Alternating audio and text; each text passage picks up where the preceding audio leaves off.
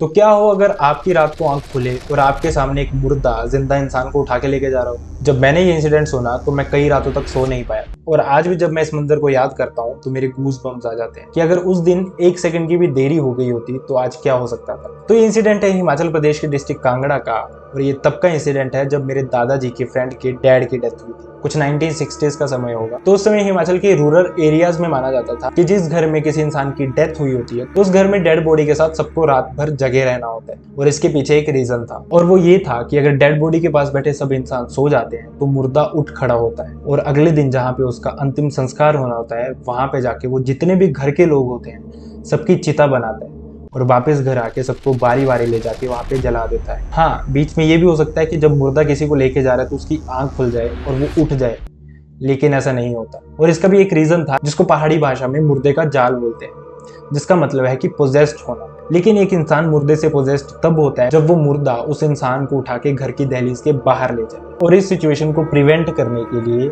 उस समय हर उस घर में जिस घर में किसी न किसी की मौत हुई होती थी रात भर एक नगाड़े वाला रखा जाता था जो कि रात भर थोड़ी थोड़ी देर बाद नगाड़ा बजाता रहता था सो दैट घर का कोई भी मेंबर सोए ना। लेकिन उस रात कुछ अलग हुआ क्योंकि डेथ शाम को लेट हुई थी और उस समय टेलीफोन वगैरह नहीं होते थे जिस वजह से किसी भी रिलेटिव को टाइमली इन्फॉर्म नहीं कर पाए और साथ ही उनका घर गांव से थोड़ा दूर था जिस वजह से गांव के भी गिने चुने लोग ही उनके घर रात को आए थे। लेकिन जैसा मैंने आपको पहले ही बताया था वो रात थोड़ी अलग थी। धीरे धीरे करके घर के सब लोग सोने लग पड़े, यहाँ तक कि जो नगाड़े वाला था वो भी सो गए और उसके बाद वही हुआ जिस बात का डर था। वो मुर्दा उठ खड़ा हुआ और शमशान जाके सबकी चिता बनाए। यार ये नेचुरली नहीं होता कि अगर किसी जगह पे हमें सोने के लिए मना किया जाए तो वहां पे जबरदस्ती नींद आती है और वो भी बहुत गहरी वाली नींद आती है। तो अगर दादाजी के फ्रेंड की माने तो उस रात उनके साथ भी कुछ ऐसा ही हुआ था और वो सारे के सारे गहरी नींद में सो चुके थे और वो मुर्दा सबकी चिता बना के घर वापस भी आ गया था। अब इस इंसिडेंट का वही समय था जब मैंने आपको शुरू में बोला था कि अगर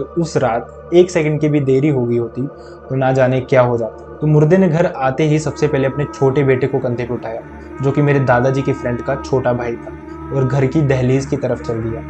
अगर वो मुर्दा उस घर की दहलीज से बाहर हो जाता तो शायद वो उसके बाद कभी भी नहीं उठ पाते। और जैसे ही इसके बाद मुर्दे ने एक पैर घर के दहलीज के बाहर रखा वैसे ही नगाड़े वाले की आंख खुल गई और उसने एकदम से नगाड़ा बजा दिया जिससे मुर्दे का एक पैर बाहर था एक पैर अंदर था और वो वहीं के वहीं गिर गया। दादाजी के दोस्त की अगर माने तो उस दिन वो भगवान ही थे जो उनको बचा गए। हो सकता था यहाँ तक जो भी इंसिडेंट हुआ उस पर कोई यकीन नहीं करता, लेकिन अगले ही दिन जब वो अंतिम संस्कार के लिए बॉडी को शमशान घाट लेके गए उन्होंने जो देखा उसको देखने के बाद उनकी आंखें खुली की खुली रह गई। उनकी फैमिली में 7 मेंबर थे और शमशान घाट पे 7 चिताएं बनी।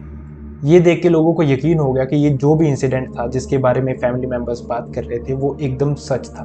तो अगर आपके पास भी कुछ ऐसी कहानियां हैं तो मेरे कमेंट बॉक्स या फिर मेल आईडी पे शेयर करें। मैं कोशिश करूंगा उन सबको कवर करने की। और तब तक अपना ख्याल रखिए।